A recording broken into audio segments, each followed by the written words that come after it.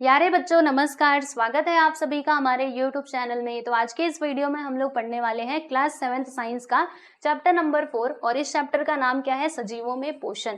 तो देखो बच्चों, आज के इस चैप्टर में हमें पढ़ना क्या है, तो यहाँ पर हम लोग ये जानेंगे कि सजीवों में पोषण किस प्रकार से देखा जाता है। ठीक है, अब ये पोषण का मतलब क्या होता है, तो देखो भाई पोषण का सिंपल सा मीनिंग क्या होता है, जैसे हम क्या करते हैं, भोजन को ग्रहण करते हैं, जिसके थ्रू क्या होता है, जो पोषक तत्व हैं वो हमारे शरीर के अंदर जाते हैं, बिल्कुल जाते हैं। भोजन को हमने क्या किया बच्चों, ग्रहण किया, फिर वो अंदर जाकर के उसका पाचन होगा, उसके बाद जो उसके पोषक तत्व होंगे उनको अवशोषित कर लिया जाएगा। फिर उसके बाद एक और क्रिया होती है जिसको हम लोग क्या कहते हैं बच्चों, स्वांगीकरण यानी कि असिमिलेशन कहते हैं, जिसके थ्रू क्या होता है, जो पोषक तत्व होते हैं वो हमारे शरीर के अलग अलग भागों तक पहुंचाए जाते हैं, तभी तो हमको एनर्जी मिलती है, राइट। तो इसी का नाम क्या होता है बच्चों, पोषण होता है। यानी जो हम भोजन ग्रहण करते हैं उसी से तो हमको पोषण मिलता है, क्योंकि भोजन अंदर गया, फिर उसका डाइजेशन हुआ, उसके बाद क्या हुआ, एब्जॉर्प्शन यानी कि मतलब पोषक तत्वों को अवशोषित कर लिया गया, फिर क्या हुआ, स्वांगीकरण हुआ, राइट। तो इसी का नाम क्या होता है बच्चे, पोषण होता है। ठीक है, तो देखो यहाँ पर बताया गया है कि सजीवों द्वारा पोषण तत्व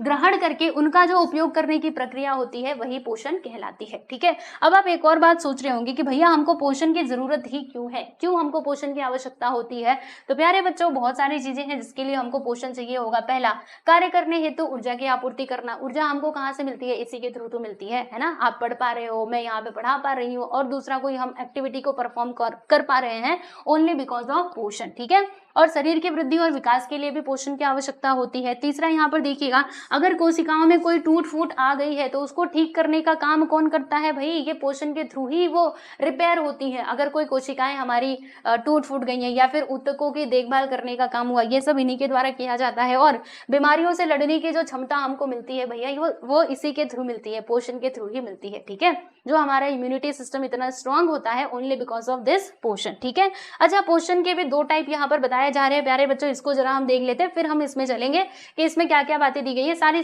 चीजें आपको समझाऊंगे। पहले आप ये देख लो, स्वयं पोषी पोषण और परपोषी पोषण। अब ये क्या होता है, चलो इसको हम एग्जाम्पल की मदद से समझते हैं। जैसे कि मैं अगर बात करूं पौधों की, ठीक है, जो हमारे पेड़ पौधे होते हैं वो क्या करते हैं, वो अपना खाना स्वयं बनाते हैं। बिल्कुल सही आपने सुना, वो अपना खाना क्या करते हैं, स्वयं बनाते हैं, फोटोसिंथेसिस के प्रोसेस के थ्रू, यानी कि प्रकाश संश्लेषण की प्रक्रिया के द्वारा वो अपना खाना खुद बनाते हैं और खुद का पोषण वो स्वयं ही करते हैं। तो ये वाला जो पोषण का टाइप है ना बच्चों, इसको क्या कहा जाता है, ऑटोट्रॉफिक न्यूट्रिशन यानी कि स्वयं पोषी पोषण कहा जाता है। देखो यहाँ पे यही लिखा हुआ है कि कुछ सजीव अपना भोजन स्वयं बनाते हैं और उससे अपना पोषण करते हैं, और पोषण की इस विधि को स्वयं पोषी पोषण कहा जाता है। परपोषी पोषण हम किसको कहते हैं, यानी कि हेट्रोट्रॉफिक। तो इसमें क्या होता है, देखो पोषण की जिस विधि में एक सजीव को अन्य सजीवों जैसे वनस्पति या प्राणियों पर निर्भर रहना पड़ता है उसे परपोषी पोषण कहा जाता है। जैसे कि मानव का ही एग्जांपल ले लो, हम किसके ऊपर डिपेंडेंट है, क्या हम अपना खाना खुद बनाते हैं, नहीं भाई, खुद नहीं बनाते। आप कहेंगे बिल्कुल बनाते हैं ना,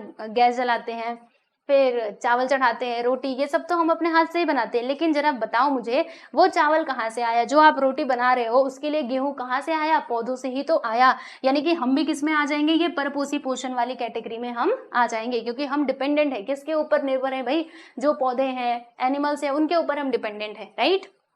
चलिए, तो ये बात आप यहाँ से ध्यान में रखिएगा। अब बच्चों आओ जरा हम न्यूट्रिशन यानी कि पोषण के बारे में समझते हैं। तो देखो भाई, सजीवों में क्या होता है कि कुछ जीवन प्रक्रियाएं हैं जो निरंतर चलती रहती है। जैसे हमें उठना है, अपना काम करना है, सोना है ना, तो ये तो निरंतर चलती रहेंगी, जब तक जिएंगे तब तक ये क्रिया जो है वो चलती रहेगी। वैसे ही हम खाने को खाते हैं तो हमारा खाना जो है वो जाकर के मतलब उसका पाचन होता है, राइट। तो यही हमारी जीवन प्रक्रियाएं हैं जो निरंतर चलती रहती हैं। अपने शरीर की वृद्धि और उसे स्वस्थ रखने के लिए जिन पदार्थों के पाचन और स्वांगीकरण यानी कि एसिमिलेशन से ऊर्जा प्राप्त होती है उन्हें अन्न पदार्थ कहा जाता है। यानी कि देखो बच्चों, अपने शरीर की वृद्धि और उसको स्वस्थ रखने के लिए हम जिन पदार्थों का क्या करते हैं, पाचन करते हैं, उसका स्वांगीकरण होता है। स्वांगीकरण मैंने आपको बताया था ना अभी थोड़ी देर पहले ही कि इस प्रोसेस में क्या होता है, जो पोषक तत्व होते हैं वो हमारे शरीर के अलग अलग भाग ऊतकों तक पहुंचाए जाते हैं। ठीक है, तो ये सब हमको किससे मिलता है, मतलब ये जो ऊर्जा है बच्चों, ये कहाँ से प्राप्त होती है, अन्न पदार्थों से ही तो प्राप्त होती है। तो जिससे ये ऊर्जा हमको मिलती है उसी को अन्न पदार्थ कहा जाता है। तो देखो, अगर आपके एग्जाम में ये क्वेश्चन आया कि बताओ अन्न पदार्थ किसे कहते हैं, तो आप क्या कहोगे कि अपने शरीर की वृद्धि एवं उसे स्वस्थ रखने के लिए जिन पदार्थों के पाचन और स्वांगीकरण से ऊर्जा प्राप्त होती है उन्हें अन्न पदार्थ कहा जाता है। ठीक है, चलो भाई आगे चलते हैं। अब देखो बच्चों, भोजन से हमें विभिन्न प्रकार के अन्न घटक जो है वो प्राप्त होते हैं, राइट। जैसे आपको बताऊं, अन्न घटकों को ही क्या कहा जाता है, पोषक तत्व कहा जाता है। और पोषक तत्वों को दो वर्गों में विभाजित किया गया है। पहला तो यहाँ पर आ जाएगा बृहत पोषक तत्व, यानी कि मैक्रो न्यूट्रिएंट्स हम जिसको कहते हैं, और माइक्रो मतलब क्या होता है, सूक्ष्म पोषक तत्व, ठीक है।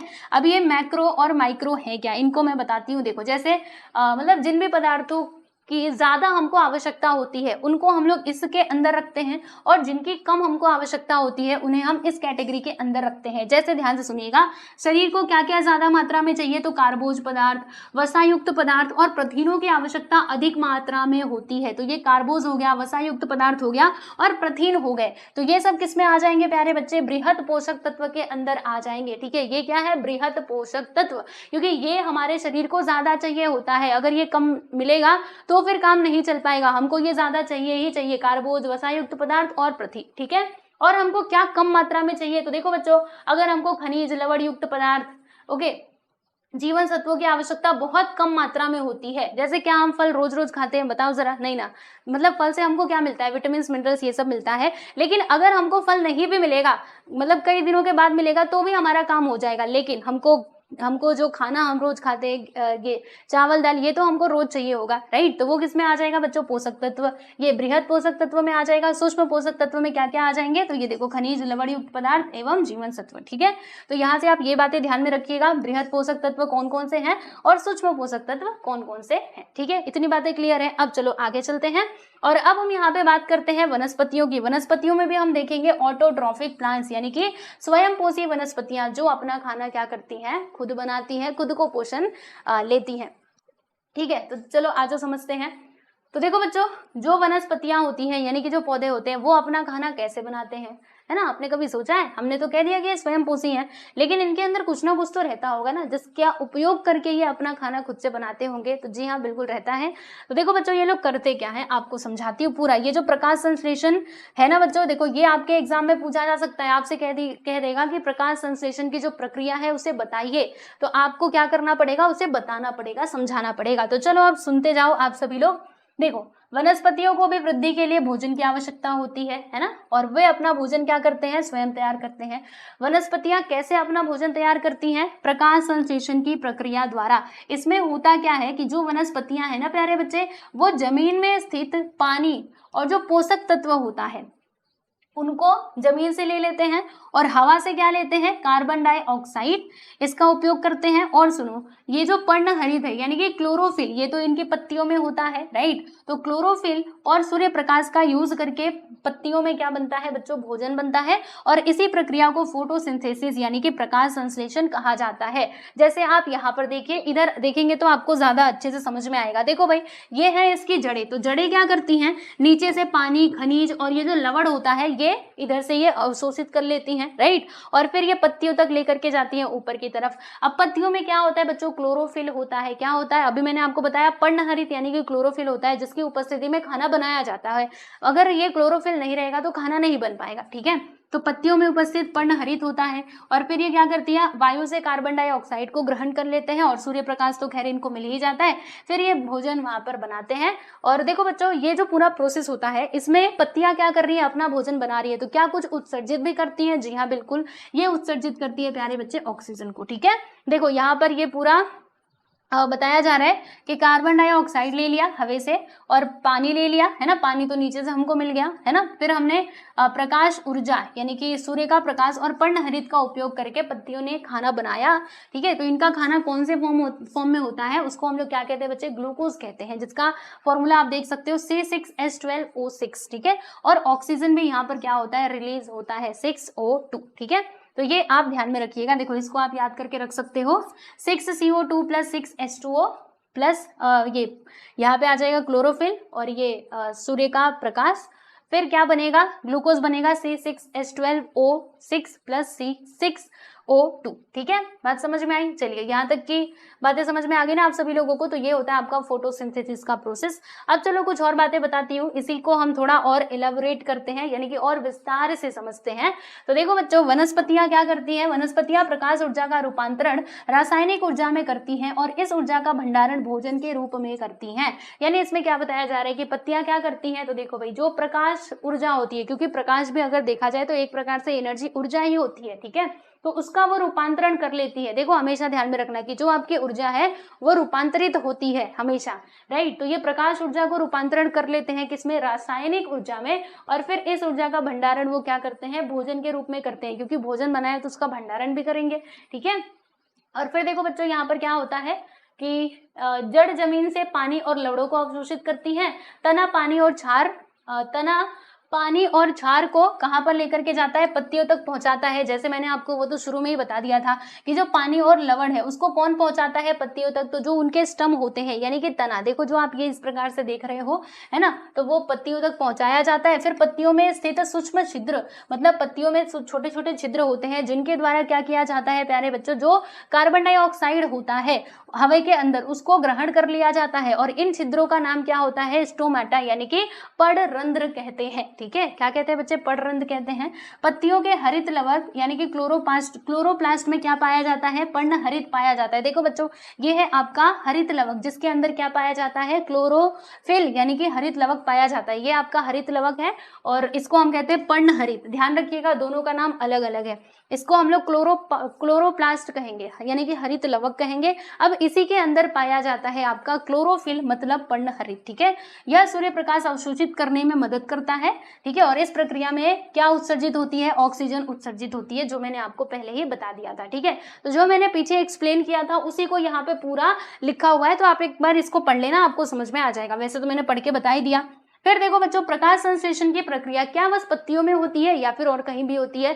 तो पौधों का जो भी हरा वाला भाग होता है वहां पर प्रकाश संश्लेषण की प्रक्रिया हमको देखने के लिए मिलती है। जैसे इसका हरा वाला भाग क्या होता है? जैसे कई पौधों में आप देखते होंगे कि उनका तना भी कैसा होता है? हरा होता है। तो अगर उनका तना हरा है मतलब वहां पर भी फोटोसिंथेसिस का जो प्रोसेस है वो परफॉर्म किया जाएगा, ठीक है। देखो लिखा है हरे तने हरी टहनियों में भी होती हैं, क्योंकि इनमें पर्णहरित होता है।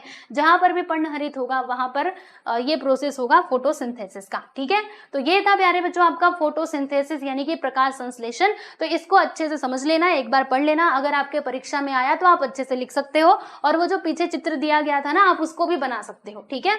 आपसे कई बार ऐसे भी पूछ लिया जाता है कि बताओ जब प्रकाश संश्लेषण की प्रक्रिया होती है तो उसमें क्या उत्सर्जित किया जाता है? तो आप कहेंगे ऑक्सीजन, ठीक है। और जो पत्तियां हैं वो अपना खाना किस फॉर्म में बनाती है? तो आप कहेंगे ग्लूकोज के फॉर्म में। अगर उसका फॉर्मूला पूछ लिया तो आप क्या कहेंगे? मैंने आपको इसका फॉर्मूला भी बताया था बच्चों, C6H12O6, ठीक है। तो ऐसे सवाल पूछे जा सकते हैं। अब आओ जरा हम लोग बात करते हैं वनस्पतियों की परिवहन व्यवस्था, यानी transport in plants. Transport system कैसा होता है प्लांट्स के अंदर? तो देखो भाई, यहाँ पर आप लोग को बताना चाहूंगी कि जो हमारे पौधे होते हैं उसमें परिवहन जो है वो हमें दो रूप में देखने के लिए मिलता है, परिवहन व्यवस्थाएं। जैसे वनस्पतियों में क्या होता है? एक तो जलवाहिनी होता है जिसको हम लोग जाइलम कहते हैं, और दूसरा होता है बच्चों फ्लूएम यानी कि रसवाहिनी, ठीक है। ये जो जलवाहिनी है, देखो नाम से ही समझो जलवाहिनी, तो ये क्या करता होगा? ये जल का स्थानांतरण करता होगा। और जो फ्लूएम है ये भोजन का स्थानांतरण करता है, जो पत्तियां खाना बनाती है ना उसका स्थानांतरण करता है। क्योंकि देखो पत्तियों में खाना बन रहा है, अब वो पौधे के दूसरे भागों तक कैसे पहुंचता होगा ये भी तो सोचो। तो इसके लिए है ना हमारे पास क्या है भाई? रसवाहिनी यानी कि फ्लूएम, ठीक है। आओ देखते हैं, तो ये दो रूप में होता है। अब सुनो ध्यान से, जड़ों से पानी और लवण वनस्पति के अन्य सभी ऊपरी अंगों तक पहुंचाने का काम कौन करता है भाई? जलवाहिनियां करती हैं। जैसे मैंने आपको बताया कि ये इसकी जड़ें हैं। अब जड़ें क्या करेंगी? मिट्टी में से पानी और लवण को अवशोषित करेंगे। लेकिन ये पानी और लवण ये तो बस इनके में ही है, अब ये ऊपर कैसे जाएगा? तो वो जाता है जाइलम यानी कि जलवाहिनी के थ्रू, ठीक है। और प्रकाश संश्लेषण द्वारा पत्तियां क्या करती हैं? अपना भोजन बनाती हैं, है ना, ग्लूकोज के फॉर्म में। तो अब वो जो भोजन है वो पौधे के अलग अलग भागों तक कैसे पहुंचता है? तो वो पहुंचता है प्यारे बच्चों रस वाहिनियों के द्वारा। तो ध्यान रखिएगा, आपसे पूछा जा सकता है कि जल वाहिनी का कार्य बताओ, तो आप क्या कहेंगे कि पानी और लवण को पौधे के दूसरे भागों तक मतलब पत्तियों तक पहुंचाने का काम किसका होता है, जल वाहिनियों का होता है। और रस वाहिनी क्या करती है, तो इनका जो भोजन इन्होंने बनाया है ग्लूकोज के फॉर्म में, इसका स्थानांतरण का मतलब इसका स्थानांतरण करने का काम किसका होता है, तो ये काम होता है प्यारे बच्चों रस वाहिनियों का। ठीक है, देख लो यहाँ पे ये इस कलर में जो है वो है जल वाहिनी। देखो यहाँ से जाएगा जाएगा पत्तियों तक जाएगा, फिर पत्तियों में खाना बन गया, अब वो नीचे अलग अलग भागों में कैसे पहुंचेगा, जड़ों तक कैसे पहुंचेगा, तो वो रस वाहिनी के थ्रू पहुंचेगा। ठीक है, चलिए तो ये बात आप ध्यान रखिएगा। राइट, यहाँ से आपको यही समझना था। देख लो इसका भी चित्र आप बना सकते हो। अगर आपके एग्जाम में ये क्वेश्चन आता है कि वनस्पतियों की परिवहन व्यवस्था को स्पष्ट कीजिए, तो आप क्या करेंगे, ये चित्र बना देंगे और जो आपने अभी एक्सप्लेनेशन मैंने जो दिया उसे सुना, उसे आप क्या कर सकते हैं, लिख सकते हैं, है ना। जल वाहिनी रस वाहिनी, तो जल से जल यानी कि जल से जल, और पानी को हम लोग जल भी कहते हैं, राइट। तो जल वाहिनी पहुंचाते हैं जल को, और जो दूसरा है हमारा रस वाहिनी वो भोजन को पहुंचाते हैं। Very simple. ठीक है, अब आगे बढ़ते हैं। अब देखो बच्चों, यहाँ पर अभी हमारा पौधे ही चल रहा है, पौधों के बारे में ही हम पढ़ रहे हैं, तो इसमें कुछ और बातें समझते हैं। जैसे देखो, प्रकाश संश्लेषण की प्रक्रिया में जो वनस्पतियां हैं वो कैसा पदार्थ बनाती हैं प्यारे बच्चे, कार्बोज पदार्थ बनाती हैं। ठीक है, अब सुनो, कार्बन, ऑक्सीजन और हाइड्रोजन से कार्बोज पदार्थ बनते हैं। अब ये जो आपके कार्बोज पदार्थ हैं ये कैसे बनते हैं, कार्बन, ऑक्सीजन और हाइड्रोजन से बनते हैं, जो तो हमको मतलब प्रकृति में उपलब्ध होता ही है, जिससे वो मिलकर के क्या करते हैं, कार्बोज पदार्थ बना लेते हैं। ठीक है, अब थोड़ा आगे बढ़ो। प्रथिन कार्बन, हाइड्रोजन, ऑक्सीजन और नाइट्रोजन से बनते हैं। सुनना बच्चों ध्यान से, ये प्रथिन भी तो बनाते हैं, है ना। तो ये किससे बनता है, कार्बन। इसके घटक जरा सुनो, है ना, यहीं से आपको अगला टॉपिक समझ में आएगा। तो सुनो, प्रथिन जो है ये कैसे बनता है भाई, कार्बन, हाइड्रोजन, ऑक्सीजन और मोस्ट इंपॉर्टेंट नाइट्रोजन, इससे ये बनते हैं। ठीक है, तो आप देखो प्रथिन तैयार करने में आवश्यक जो नाइट्रोजन है ये तीनों तो मिल जाएगा, कार्बन, हाइड्रोजन, ऑक्सीजन, ये तो मिल जाएगा प्यारे बच्चों, लेकिन ये जो नाइट्रोजन है ये कहाँ से पौधे प्राप्त करते हैं, क्या आपने कभी सोचा। तो आओ बच्चों आपको बताती हूँ कि नाइट्रोजन पौधे कहाँ से प्राप्त करते हैं, क्योंकि नाइट्रोजन वैसे हवा में होती है नो डाउट, लेकिन हवा में जो नाइट्रोजन होता है ना उसको पौधे ग्रहण नहीं कर सकते, उसे क्या होना पड़ेगा, यौगिक, इसको हम लोग यौगिक कहते हैं। देखो मैं लिख के बता देती हूँ, ठीक है, जिसको इंग्लिश में कंपाउंड कहा जाता है। तो इस फॉर्म में उसको चेंज होना पड़ेगा, तब जाके जो पौधे हैं वो उसको क्या कर पाएंगे, ग्रहण कर पाएंगे। यानी डायरेक्टली वो हवा में चाहे कितना भी घूमे, लेकिन पौधे उसको अवशोषित नहीं कर पाएंगे। इसके लिए बहुत जरूरी है कि वो यौगिक के रूप में क्या हो जाए, चेंज हो जाए। तो अब ये प्रोसेस होता कैसे है, सुनो।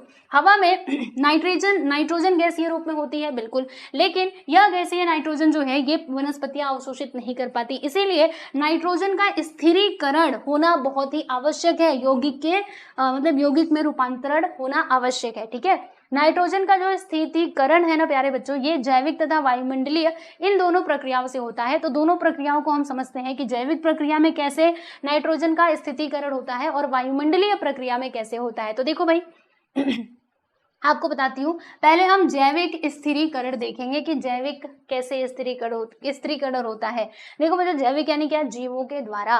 तो देखो इस पद्धति में क्या होता है कि दो प्रकार के जो सूक्ष्म जीव हैं वो नाइट्रोजन के स्थिरीकरण में हेल्प करते हैं। कौन कौन से नाइट्रोजन है, एक मतलब कौन कौन से सूक्ष्म जीव हैं, तो देखो बच्चों राइजोबियम नामक जो सूक्ष्म जीव है वो किसमें पाया जाता है, तो द्विबीजपत्री जो फलीदार वनस्पतियां होती हैं उनकी जड़ों पर कुछ गांठें पाई जाती हैं और उन गांठों में पाया जाता है ये राइजोबियम बैक्टीरिया। ठीक है, ये पाया जाता है। देखो ये जो गांठें आप देख रहे हो, है ना, देखो ये वाली जो प्लांट्स होते हैं इनकी गांठों में पाया जाता है राइजोबियम, राइट।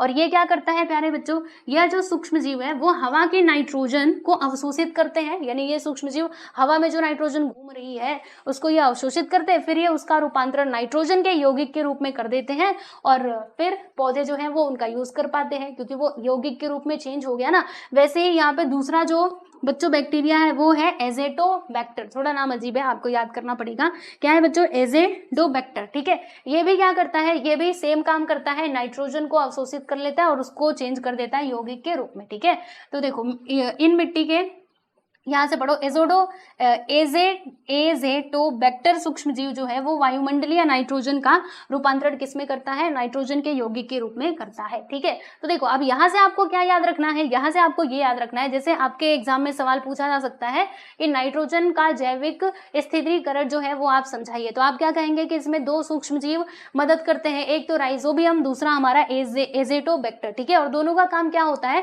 कि हवा में जो वायुमंडल में नाइट्रोजन है उसको ये लोग अवशोषित कर लेते हैं, फिर उसको चेंज कर देते हैं नाइट्रोजन के यौगिक के रूप में, और जब ये नाइट्रोजन के यौगिक के रूप में चेंज हो जाएगा तो पौधे क्या कर पाएंगे, इसका उपयोग कर पाएंगे, और फिर यहाँ से उनको जो पोषण है वो मिल जाता है। ठीक है बच्चों, समझ में आया। अब देखो यहाँ पर जैसे कि मैंने आपको बताया था, एक तो हमारा सूक्ष्म जीवों द्वारा होता है और दूसरा वायुमंडलीय स्थिरीकरण भी होता है। तो वायुमंडलीय स्थिरीकरण कैसे होता है नाइट्रोजन का, जरा ये भी हम समझ लेते हैं। तो देखो भाई, बारिश के मौसम में क्या होता है, बिजली चमकती है। जी हाँ, बिल्कुल चमकती है। तो देखो अभी पूरे हवा में क्या मिक्स है, नाइट्रोजन गैस मिक्स, मतलब नाइट्रोजन जो है वो मिली हुई है, जिसका पौधे ऐसे तो उपयोग नहीं कर सकते, राइट। तो अब देखो बच्चों, होगा क्या, जब आकाश में बिजली चमकती है तो इस टाइम पे जो नाइट्रोजन है ना प्यारे बच्चों, नाइट्रोजन, जैसे नाइट्रोजन और ऑक्सीजन, ठीक है, इनका क्या होता है, रासायनिक संयोग होता है। मतलब देखो, इसको पूरा मैं डिटेल में तो अभी नहीं जा रही, क्योंकि आप आगे चल करके डिटेल में पढ़ोगे। जैसे ये नाइट्रोजन है ना प्यारे बच्चों, तो ये क्या होगा, नाइट्रोजन नाइट्रोजन है बराबर। तो आकाश में जब बिजली चमकेगी ना तो नाइट्रोजन टूट जाएगा, फिर उसके बाद क्या होगा, ये ऑक्सीजन के साथ अभिक्रिया करेगा। क्या होगा बच्चे, मतलब इसका केमिकली रिएक्शन किसके साथ होगा, ऑक्सीजन के साथ होता है। इससे क्या बनता है, नाइट्रिक ऑक्साइड बनता है। फिर इस नाइट्रिक ऑक्साइड का पुनः ऑक्सीकरण होता है, यानी कि ये पुनः ऑक्सीजन के साथ क्रिया करता है, ठीक है। और फिर उसके बाद नाइट्रोजन डाइऑक्साइड बनता है बराबर। फिर ये जो नाइट्रोजन डाइऑक्साइड है प्यारे बच्चे, ये बारिश के पानी में घुल जाता है और फिर उसका रूपांतरण किसमें हो जाता है, नाइट्रिक अम्ल में हो जाता है। और फिर ये नाइट्रिक अम्ल वर्षा के जल के साथ जमीन पर आ जाता है, और जमीन पर आया मतलब मिट्टी में आ गया, और ये यौगिक के फॉर्म में हो गया, जिसको पौधे क्या करते हैं, वापस से ये ग्रहण कर लेते हैं। वेरी सिंपल, ठीक है। तो इस यौगिक रूप नाइट्रोजन का उपयोग वनस्पतियां अपनी वृद्धि के लिए करती हैं, समझे। तो वायुमंडलीय कैसे होता है, वायुमंडलीय पूरा प्रोसेस मैंने आपको क्या बताया कि नाइट्रोजन होता है हमारे हवा के अंदर, ठीक है। बिजली चमकेगी, ये अलग अलग हो जाएंगे, एक नाइट्रोजन का एटम इधर, ये इधर बिखर गया, तो अब ये ऑक्सीजन के साथ अभिक्रिया करता है, जिससे नाइट्रोजन ऑक्साइड बनता है, नाइट्रोजन डाइऑक्साइड, और फिर ये वर्षा के पानी में मिलता है तो नाइट्रिक अम्ल बनता है, और नाइट्रिक अम्ल वर्षा के पानी के साथ नीचे आ जाता है, और बस पौधे इसको ग्रहण कर लेते हैं, ठीक है। तो ये होता है भाई पूरा प्रोसेस। तो ध्यान में रखिएगा, ये है आपका नाइट्रोजन का जैविक स्थितिकरण और ये वायुमंडलीय, ठीक है। चलिए, ये तो आप समझ गए। अब देखो बच्चों, यहाँ पे पोषण के भी अलग अलग कुछ टाइप्स होते हैं जिनको हम समझते हैं। जैसे यहाँ पे सबसे पहले दिया गया है बच्चों सहजीवी पोषण, यानी कि सिम्बायोटिक न्यूट्रिशन। इसमें क्या होता है, इसमें ये होता है, जैसे सिम्बायोटिक का मतलब क्या हुआ कि आपको बताऊं, जैसे मान लो आप है और आपका फ्रेंड है। अब आप दोनों में क्या हुआ कि मतलब बहुत अच्छी बनती है, तो आपने उससे कहा कि अच्छा चल एक काम करते हैं, मतलब समझ लो सिम्बायोटिक रिलेशन में आपको कैसे समझा, वही समझो दो मित्र हैं, कौन कौन से, ए और बी, ठीक है, ए और बी बराबर। तो अब हुआ क्या है, देखो बच्चों यहाँ पर ये हुआ है, जैसे मान लो कि ए जो है वो आज टिफिन लेकर के आया है और बी टिफिन नहीं लेकर के आया है, ठीक है। तो जब ए मतलब रिसर्च हुआ तो ए ने टिफिन खोला, बी तो बेचारा ऐसे ही बैठा हुआ है, तो ए ने क्या कहा, अरे तू चिंता क्यों करता है, देख आज मैं टिफिन लेके आया हूँ लेकिन पानी भूल गया हूँ, है ना, लेकिन तेरे पास पानी है, तो तू एक काम कर, हम दोनों क्या करते हैं, मतलब मैं तुझे ये टिफिन दे दूंगा खाने के लिए, यानी हम दोनों इस टिफिन में से मिल मिल के खा लेंगे और फिर ये पानी को भी पी लेंगे, यानी ये इसको क्या करेगा बच्चों, खाना खिलाएगा और ये इसको पानी पिलाएगा, यानी दोनों में जो रिलेशन है वो कैसा है, सिम्बायोटिक रिलेशन है, राइट। क्योंकि ये कुछ दे रहा है तो उसके बदले में ये भी तो उसको कुछ दे रहा है, ये अपना टिफिन दे रहा है तो ये इसको पानी दे रहा है, क्योंकि ये टिफिन नहीं लाया और ये पानी नहीं लाया, ठीक है। तो बस यही प्रोसेस इसमें भी होता है कि दो या दो से अधिक सजीवों के साथ साथ रहने से पोषण, संरक्षण, परस्पर आधार आदि में सहायता मिलती है, इसे सहजीवी पोषण कहते हैं। यानी जब दो प्लांट्स एक साथ रहते हैं और दोनों एक दूसरे को हेल्प करते हैं, कोई कुछ देता है कोई कुछ देता है, अभी मैंने आपको बताया वो टिफिन दे रहा था वो पानी दे रहा था, तो ये जो प्रकार का पोषण है बच्चों इसको सहजीवी पोषण कहा जाता है। और ये हम लोग किस में देखते हैं, लाइकन में देखते हैं जनरली, जिसको क्या कहा जाता है बच्चों, जिसको हिंदी में कहते हैं पत्थर फूल। देखो कुछ इस प्रकार से इसका स्ट्रक्चर होता है।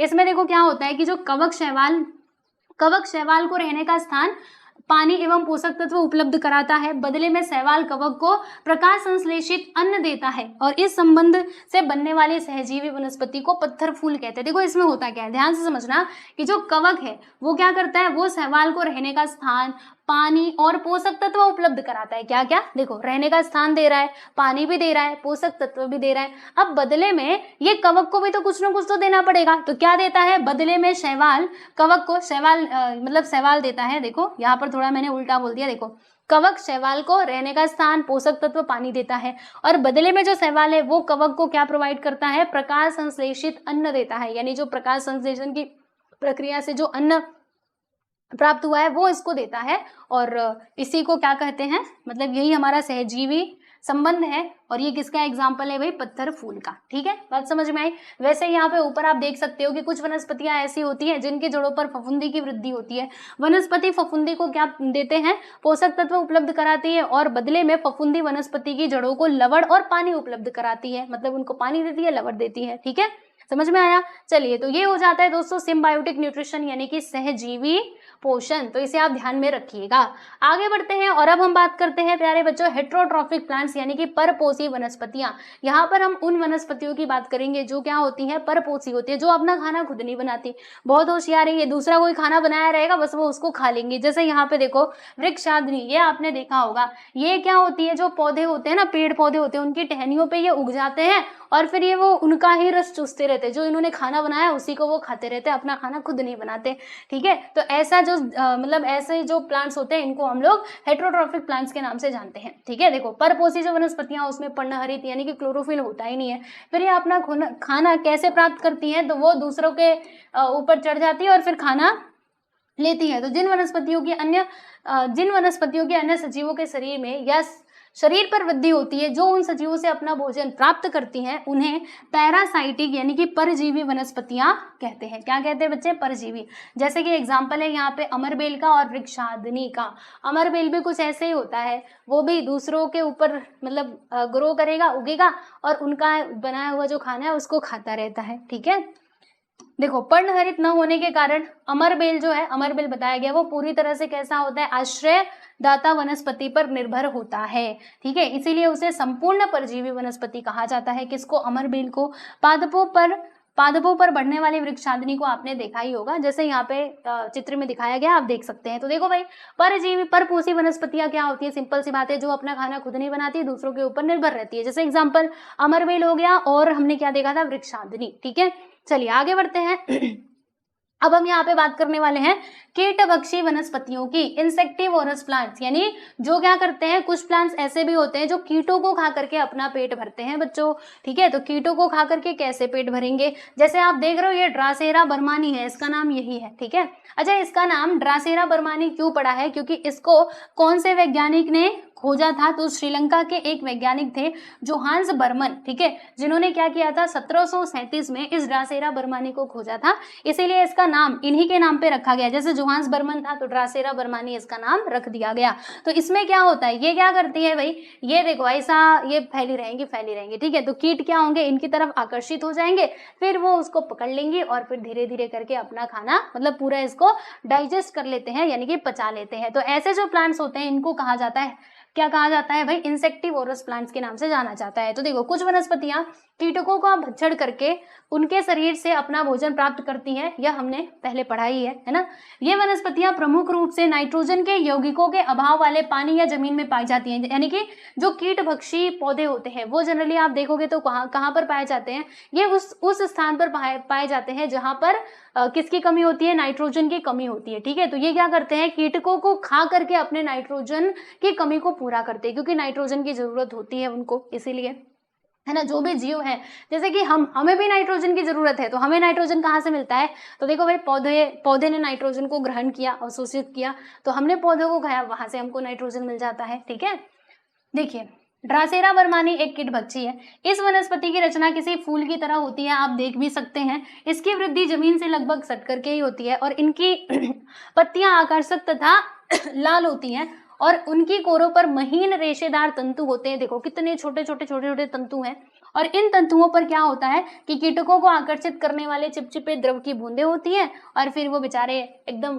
प्यार में पड़ के इधर आते हैं, लेकिन होता क्या है, कुछ नहीं होता, ये इनको दबा लेता है, पकड़ लेता है, दबोच लेता है ना। पहले तो ये द्रव रहेगा जो इनको ललचाएगा कि अरे आ जाओ, और जब ये आ जाएंगे तो फिर इनको मार देगा। ठीक है, चलिए आगे चलते हैं। अब हम बात करेंगे भाई सेप्रोफाइटिक प्लांट्स, यानी कि मृतोपजीवी वनस्पति। अब ये क्या होता है, ये देख रहे हो बच्चों, ये आपने जरूर देखा होगा, जैसे गांव वगैरह में आपने देखा होगा, जैसे मान लो कि कोई लकड़ी है, या फिर या फिर और भी चीजें हम बोल सकते हैं जो डेड हो चुकी हैं, समझ लो, राइट। लकड़ी जो कि पूरा सूख चुका है, तो बारिश का मौसम आ गया, अब उसके ऊपर पानी पड़ा तो उसके ऊपर क्या होता है, कुकुरमुत्ता टाइप का जो है वो ग्रो हो जाता है, जो व्हाइट व्हाइट होता है। तो वो इसी का एग्जाम्पल है, मृतोपजीवी वनस्पति के अंदर ही वो आता है। ठीक है बच्चों, चलिए तो देखते हैं। देखो, सजीवों के सड़े हुए मृत अवशेषों पर निर्भर रहने वाली वनस्पतियों को मृतोपजीवी वनस्पति कहा जाता है।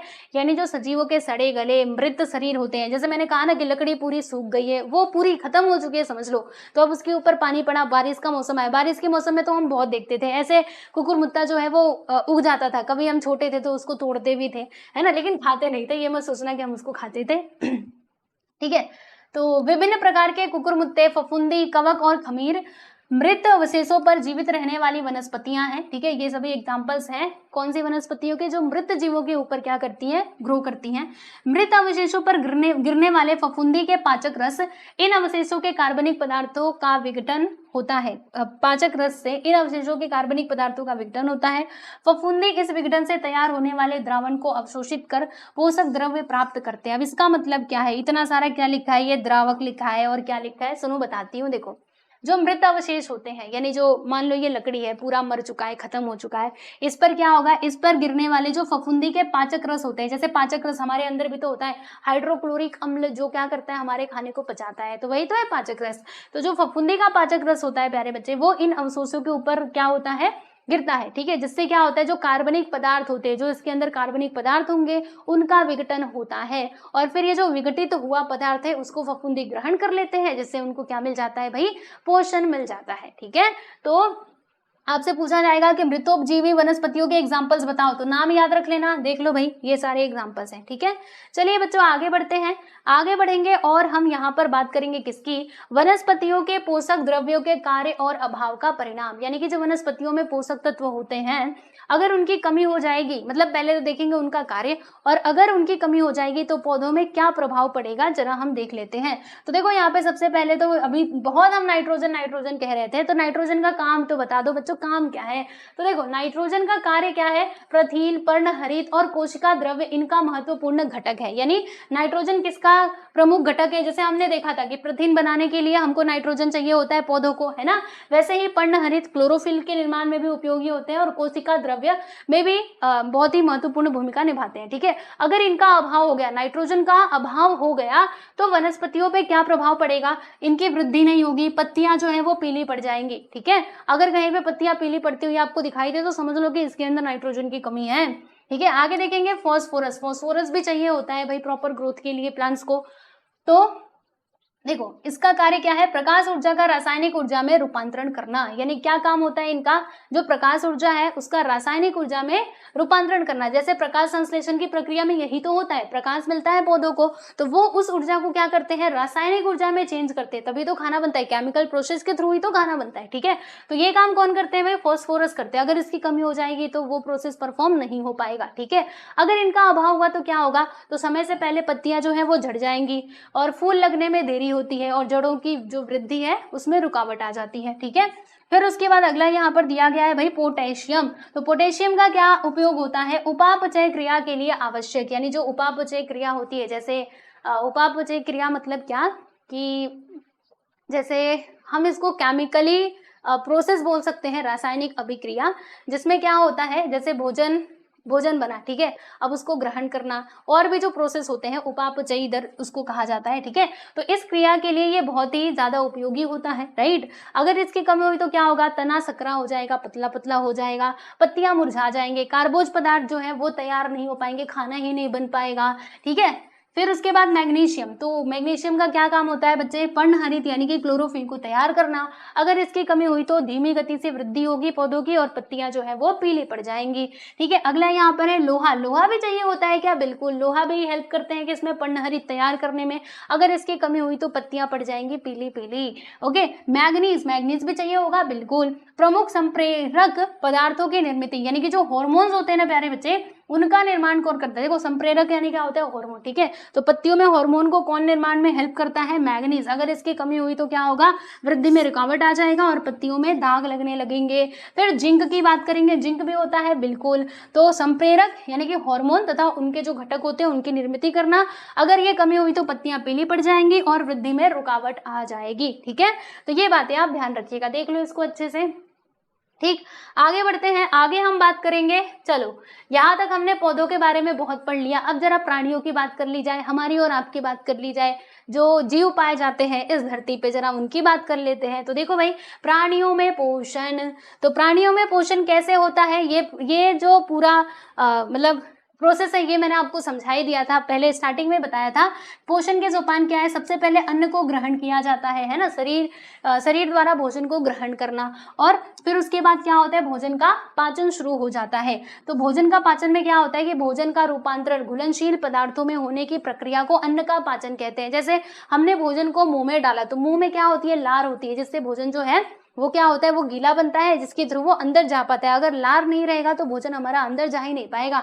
इसलिए आप हमेशा ध्यान रखना कि जो पाचन की क्रिया है वो मुंह से ही शुरू हो जाती है, ठीक है, क्योंकि मुंह में होते हैं हमारे लार में होते हैं एंजाइम, जो क्या करते हैं? भोजन को तोड़ना शुरू कर देते हैं, ठीक है। फिर उसके बाद क्या होता है? अवशोषण यानी कि अब्जॉर्प्शन। इसमें क्या होता है कि पाचन के उपरांत तैयार हुए जो घुलनशील पदार्थ है उनका रक्त में अवशोषित कर लेना, ठीक है, अवशोषित, ये प्रक्रिया होती है।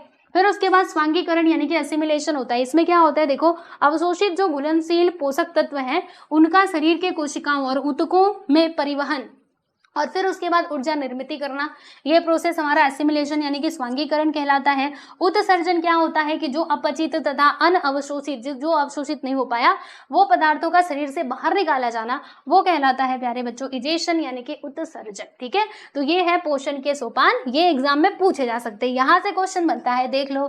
आपको ये लाइन से ही याद रखना है ना। सबसे पहले क्या होगा? अन्न ग्रहण। देखो याद करो मेरे साथ, बहुत ईजी है। देखो सबसे पहले अन्न को ग्रहण करेंगे, फिर क्या होगा? पाचन होगा, उसके बाद अवशोषण होगा, ये मैंने आपको बताया था, फिर क्या होगा? एसिमिलेशन, स्वांगीकरण, एंड देन इजेशन मतलब उत्सर्जन, ठीक है, क्लियर। चलो आगे बढ़ते हैं, यहां से बस आपको ये ध्यान में रखना है। अब आओ बच्चों जरा हम बात करते हैं प्राणी संभोजी पोषण की, यानी कि होलोजोइक न्यूट्रिशन। अब ये क्या है भाई? Holozoic nutrition. यहाँ पे होलोजोइक न्यूट्रिशन हम पढ़ेंगे, फिर इसके आगे बढ़ेंगे ना बच्चों, तो यहाँ पर हम क्या पढ़ेंगे? यहाँ पर हम पढ़ेंगे सेप्रोजोइक यानी कि मृतोपजीवी पोषण, ठीक है। मृतोपजीवी पोषण का मतलब क्या होता है? जो मृत सजीव होते हैं उनसे कई जीव ऐसे होते हैं जो अपना भोजन प्राप्त करते हैं। जैसे हमने वनस्पतियों में देखा था, वनस्पतियां भी मृत सजीव होते हैं, उनसे भोजन प्राप्त करती है। वैसे ही कुछ जानवर, कुछ एनिमल्स भी होते हैं जो अपना भोजन लेते हैं, तो उसको हम यहाँ पर बाद में देखेंगे। पहले हम होलोजोइक न्यूट्रिशन की बात कर लेते हैं, यानी कि प्राणी संभोजी पोषण, ठीक है। चलो बच्चों यहाँ पर हम बात करते हैं अमीबा की। तो देखो ये अमीबा कुछ इस प्रकार का जीव है। अमीबा कैसा जीव है? तो अमीबा एक कोशिकीय जीव है। इसमें आंख, कान, मुंह ये सब नहीं होता है। जैसे हमारे अंदर सब कुछ भगवान जी ने बना करके भेजा हुआ है, वैसे अमीबा के अंदर नहीं होता, क्योंकि उसके अंदर एक ही सेल है। अब एक ही सेल सब काम करता है, खाने का भी, चलने का भी, सब काम इसी के द्वारा मतलब होता है। किसके अंदर? अमीबा के अंदर, ठीक है। यह अपने शरीर अर्थात कोशिका के किसी भी पृष्ठभाग द्वारा भोजन को ग्रहण कर सकते हैं, क्योंकि इसका मुंह वो कुछ डिसाइडेड है नहीं, तो ये किसी भी भाग से भोजन को ग्रहण कर सकते हैं, ठीक है। और फिर क्या होता है? वह भोजन कण को क्या करते हैं भाई? चारों ओर से ऐसे करके घेर लेते हैं। फिर धीरे धीरे उनका क्या होता है? पाचन होता है। मतलब जो एंजाइम्स होते हैं, प्रकीर्ण मतलब जो एंजाइम्स होते हैं वो इसको पचाने में मदद करते हैं। जब वो भोजन पच जाता है, फिर वो क्या करता है? जो उसके छद्मपाद यानी कि जो कूटपाद, मतलब इनके पास क्या होता है बच्चों? एक सूडोपोडिया होता है, जिसके द्वारा ये क्या करते हैं? आगे की तरफ बढ़ जाते हैं, ठीक है। अमीबा, यूग्लिना, पैरामीशियम जैसे एक कोशिकीय सजीवों में पोषण संबंधी क्रियाएं उनकी कोशिका में ही होती हैं। जैसे और भी जो एक कोशिकीय जीव है, जैसे कि अमीबा मैंने बताया ही, यूग्लिना हो गया, पैरामीशियम हो गया, इनमें भी जो उनकी कोशिकाएं होती हैं उनमें ही इनका पोषण जो है वो होता है, ठीक है। समझ में आया? आगे बढ़ते हैं। जो बहुकोशिकीय प्राणी होते हैं, ये तो हमने एक कोशिकीय प्राणियों की बात करी, लेकिन हमारे जैसे जो प्राणी हैं, कुत्ता, बिल्ली, हम हो गए, हम और आप, ठीक है, हम सब कैसे भोजन ग्रहण करते हैं? तो हमारे पास मुंह है ना, जिसके थ्रू हम क्या करते हैं बच्चों? भोजन को ग्रहण करते हैं, ठीक है। और कीटकों में भी तो मुंह भगवान जी ने बनाया ही है, भोजन ग्रहण करने के लिए उनके पास मुख होते हैं। उदाहरण के लिए तिल चट्टे का भी देखना बच्चों, मुंह होता है ना कुछ। फिर टिड्डे हो गए, कुतरने वाले कीटकों में क्या होते हैं? जबड़े होते हैं, उनका मुख इस प्रकार से होता है, जो कि बहुत महत्वपूर्ण है ना। तितली में क्या होता है, तो नली जैसे एक सूंड होती है जिससे वो क्या करती है, फूलों का रस चूसती है। मच्छर और खटमल में भी ऐसा सुई जैसे चुभने वाले, उनके अंदर भी सुई नुमा बना हुआ होता है जिसके थ्रू वो क्या करते हैं, अपना भोजन ग्रहण करते हैं। तो इस प्रकार से उनमें न्यूट्रिशन पाया जाता है। ठीक है, देख लो भाई, हम मानव हो गए, हमारे पास भगवान जी ने मुंह दिया है, इसके पास देखो इतनी लंबी जीभ दे दी है जिससे ये अपना शिकार करते हैं और भोजन करते हैं। ठीक है, देखो भोजन के प्रकार के अनुसार प्राणियों के प्रकार निम्नलिखित हैं। जैसे यहाँ पे सबसे पहले आ जाता है शाकाहारी प्राणी, यानी कि हर्बीवरस एनिमल्स। अब ये क्या होते हैं, नाम से ही समझ लो, शाकाहारी मतलब क्या होता है, वो एनिमल्स जो क्या करते हैं, जो शुद्ध शाकाहारी होते हैं, जो किसके ऊपर निर्भर होते हैं, जो वनस्पतियों के ऊपर ही निर्भर होते हैं अपने भोजन के लिए। जैसे कि गाय हो गई, बकरी हो गई, वो क्या होते हैं, हर्बीवरस होते हैं, यानी कि शुद्ध शाकाहारी। वो बस पौधों को ही खाएंगे, उनके सामने आप मांस लेकर के आ जाओगे तो नहीं खाने वाले। ठीक है, तो शाकाहारी प्राणी वनस्पतियों का प्रत्यक्ष रूप में भोजन के तौर पर उपयोग करते हैं, जैसे घास खाने वाले, बीज खाने वाले, फल खाने वाले एनिमल्स। ठीक है, नेक्स्ट यहाँ पर आ जाता है दोस्तों मांसाहारी प्राणी, जिसको हम लोग क्या कहते हैं, कार्निवोरस। अब ये क्या होता है, मांसाहारी मतलब जो मांस खाते हैं, जैसे कि शेर हो गया, चीता हो गया, ये सब क्या करते हैं, दूसरे जानवरों का शिकार करके खाते हैं, तो इनको हम लोग मांसाहारी प्राणियों की कैटेगरी में रखते हैं। ठीक है, जैसे शाकाहारी प्राणियों को खाने वाले कुत्ता बिल्ली, इसको जैसे शेर खा लेता है ना उन लोगों को। ठीक है, फिर कीटकों को खाने वाले जो जीव होते हैं, जो कीड़ों को भी खा रहे हैं, उनको भी हम कार्निवोरस ही कहेंगे, यानी कि क्या कहेंगे, मांसाहारी कहेंगे। अब देखो बच्चों, ओमनीवरस का मतलब क्या होता है, सर्वभक्षी, यानी कि जो पौधों को भी खाते हैं, मतलब जो शाकाहारी भी होते हैं मांसाहारी भी होते हैं, उनको ओमनीवरस यानी कि क्या कहा जाता है, सर्वभक्षी कहा जाता है। ये सब कुछ खा लेंगे, इनके सामने मांस दे दो तो भी खा लेंगे और घास दे दो तो भी खा लेंगे। ठीक है, तो ये ऐसे प्राणी होते हैं। इनके एग्जाम्पल बता दो, बंजर हो गया, बंदर, चिंपैंजी और मानव। भाई मानव तो सबसे महान है ना, हम मानव क्या है, दोनों खा लेता है। ठीक है, चलिए अपने आसपास, अब देखो यहाँ पर मैं आपको बताती हूँ प्यारे बच्चों, स्कैवेंजर्स यानी कि सफाई करता प्राणी और डीकम्पोजर, जो कि बहुत ही महत्वपूर्ण होते हैं विघटक। और ये स्कैवेंजर्स यानी कि सफाई करता, ये क्या करते हैं, सफाई करने का काम करते हैं, समझ लो, और ये भी बहुत ही महत्वपूर्ण भूमिका निभाते हैं। ठीक है, अगर ये दोनों नहीं रहेंगे तो ऐसे ही कूड़ा कई कई दिनों तक पड़ा रहेगा, बस ऐसे ही पड़ा रहेगा। लेकिन शुक्र मनाओ कि ये विघटक हमारे पास हैं जो उसको खत्म कर देते हैं, मिट्टी में मिला देते हैं। कोई जीव मर जाता है तो कैसे वो डिकम्पोज होता है, इन्हीं के द्वारा। अगर ये नहीं रहेंगे तो जीव तो ऐसे ही पड़ा रहेगा, है ना। वो सड़ता कैसे है, कैसे वो पूरा, आप देखना, आप छिलका फेंकोगे किसी सब्जी का तो कुछ दिन बाद आप जाकर के देखोगे तो वो मिट्टी में मिल चुका होगा, कैसे, इन्हीं के द्वारा। तो ध्यान रखो।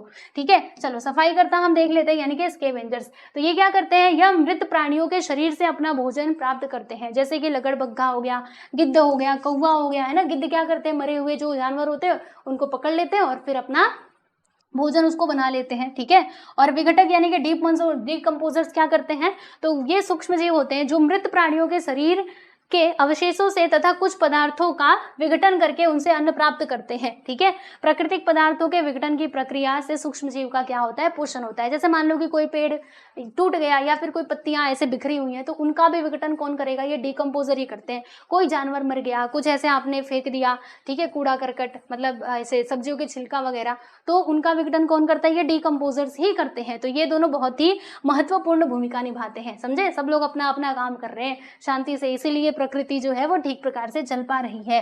ठीक है बच्चों, अब आओ जरा हम बात करते हैं मृतोपजीवी पोषण की। इसमें क्या होता है, देखो इसमें ये हो जाता है, जैसे देखो कुछ कीटक एक कोशिकीय सूक्ष्मजीव मृत शरीर से या फिर उसके आसपास से क्या करते हैं, अपना भोजन जो है वो ग्रहण करते हैं, राइट। तो ऐसे जीवों को ही क्या कहा जाता है, मतलब इनमें जो पोषण होता है उसको हम कहते हैं मृतोपजीवी पोषण। जैसे आप लोगों को बताऊं बच्चों कैसे होता है, सुनो ध्यान से। जैसे मैं आपको बताती हूँ, एग्जाम्पल के लिए मकड़ी हो गई या फिर चींटी हो गई। चींटी को आपने देखा होगा, चींटी अगर कोई मैंने तो ये देखा है कि बारिश के मौसम में जो केचुआ होता है या फिर केचुए के, मतलब केचुए के जैसा है कोई भी अगर जीव है, तो वो जब मर जाते हैं ना तो बहुत सारी चींटियां उनके आसपास इकट्ठा हो जाती हैं और फिर क्या करती है, उसके रस को चूसने लगती हैं और फिर उसको वहां से लेकर के जाने लगती है। तो इन्होंने किया क्या, वो जो मरा हुआ जीव था उससे ही तो अपना भोजन प्राप्त कर रहे हैं ना, तो वो इसके अंदर आ जाएंगे। ठीक है, वैसे ही मक्खी होती है और मकड़ी होते हैं। ठीक है बच्चों, समझ में आ गया मृतोपजीवी पोषण क्या होता है, पढ़ लो इसको। कुछ कीटक एक कोशिकीय सूक्ष्मजीव मृत शरीरों से या आसपास के द्रव रूप सेंद्रीय पदार्थों को अवशोषित कर, मतलब उसके आसपास जो द्रव फैला रहता है उससे वो अपना क्या करते हैं, अन्न के रूप में उपयोग करते हैं। इसे मृतोपजीवी पोषण कहा जाता है, जैसे मकड़ी, चींटी और ये मक्खी। ठीक है। अब आओ बच्चों आगे बढ़ते हैं। पैरासाइटिक न्यूट्रिशन यानी कि परजीवी पोषण की हम बात करेंगे। परजीवी पोषण का मतलब क्या होता है? देखो इसमें भी दो कैटेगरीज आ जाती है, एक तो एक्टो पैरासाइटिक न्यूट्रिशन यानी कि बाह्य परजीवी पोषण, और दूसरा होता है भाई अंतः परजीवी पोषण। अब ये बाह्य और अंतः परजीवी पोषण है क्या? तो देखो दोस्तों आपको बताती हूँ। बाह्य परजीवी पोषण का मतलब क्या हुआ, जैसे कुछ जीव ऐसे होते हैं जो दूसरे प्राणियों के शरीर के ऊपर रहेंगे और उससे ही अपना क्या करेंगे, पोषण करेंगे।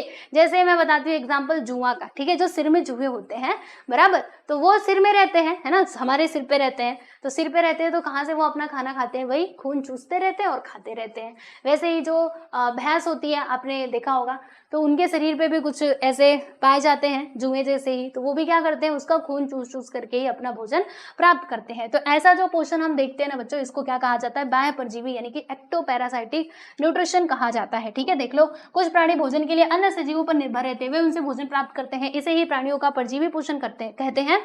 अन्य प्राणियों के शरीर के पृष्ठ भाग पर, यहाँ से इंपॉर्टेंट है, देखो बाह्य परजीवी आपको बताया जा रहा है कि जब उनके पृष्ठ भाग यानी सरफेस पे हम रहते हैं, वो रहते हैं और खून को अवशोषित करते हैं और उस रक्त के द्वारा भोजन को प्राप्त करते हैं, तो इसी को बाह्य परजीवी पोषण कहा जाता है। जैसे कि जूं हो गया, किलनी हो गई, वही जो बालों में पाई जाती है, खटमल का भी तो यही काम होता है। ठीक है, अंतः परजीवी क्या होते हैं भाई, अंतः परजीवी मतलब ये कहाँ पे रहेंगे, ये प्राणियों के अंदर रहेंगे। ठीक है, जैसे एग्जांपल यहाँ पर दिया गया, पट्ट कृमि और गोल कृमि, पेट के अंदर कीड़े हो जाते हैं ना, तो वो पेट के अंदर रह रहे हैं, है ना, जो हमारी आंतें होती है वहां पे रहते हैं, तो फिर वो क्या करते हैं, हमारे अंदर रहते हैं और जो हम मतलब हमारे अंदर ही वो लोग पोषण ले लेते हैं, हम जो खाना खाते हैं उसी से वो पोषण ले लेते हैं। ठीक है, तो ऐसा जब भी पोषण आप देखोगे तो उसको क्या कहोगे, एंडोपैरासाइटिक पोषण। ठीक है, तो देखो ये हमारे शरीर के अंदर रहकर रक्त के द्वारा अथवा प्रत्यक्ष भोजन का क्या करते हैं, अवशोषण करते हैं, और इस पद्धति को अंतः परजीवी पोषण कहा जाता है, और ये प्राणी अंतः परजीवी प्राणी के नाम से जाने जाते हैं। ठीक है, क्योंकि ये पेट के अंदर रहते हैं, पेट में रहने वाले कीड़े है ना, बड़े खतरनाक होते हैं। जब ज्यादा कीड़े हो जाएंगे ना तो आपका मुंह जो है, मतलब आपको अजीब सा फील होगा और आपको कुछ भी अच्छा नहीं लगेगा। अगर आप खाना भी खाओगे तो आपको मतलब खाना खाने का भी मन नहीं करेगा जब ज्यादा कीड़े हो जाते हैं पेट के अंदर तो। ठीक है, तो यही है जिसके लिए हमें क्या करना पड़ता है, दवाई भी खानी पड़ती है, राइट। तो फाइनली आपका ये जो चैप्टर था, चैप्टर नंबर 4, ये मैंने पूरा कंप्लीट करवा दिया है। देखो हमने यहाँ पे हर एक टॉपिक को पूरा डिटेल में अच्छे से पढ़ा है। तो आप क्या करोगे, जितनी चीजें मैंने बताई है उसको अच्छे से रिवाइज करना, फिर जो इसका क्वेश्चन आंसर है वो भी करने की कोशिश करना। ठीक है, चलिए तो आज के लिए बस इतना ही रहने देते हैं और मिलेंगे बच्चों हम लोग नेक्स्ट वीडियो में। बाकी और भी आपके साइंस के ऐसे ही चैप्टर्स हो चुके हैं, बाकी आपका जो भूगोल है वो भी मैंने पढ़ा रखा है, तो आप पढ़ सकते हैं हमारे चैनल के प्लेलिस्ट में जा करके। ठीक है बच्चों, चलिए मिलते हैं नेक्स्ट वीडियो में। Bye everyone.